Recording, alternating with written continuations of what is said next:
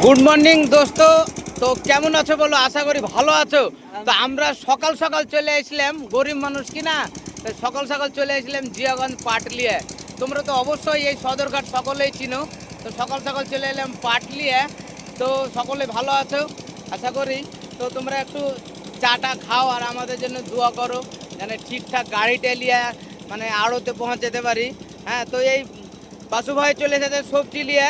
আর এই যে দাদাকে চিনেন, একদম মিনি বাজারের ভাইরাল দাদা, সেই একদম। হুম। তো তোমরাকে সকাল সকাল একটা নদীটা দেখাই। হ্যাঁ, নদীটার দৃশ্যটা খুব সুন্দর, ব্যাপক। সকালবেলায় এত সুন্দর।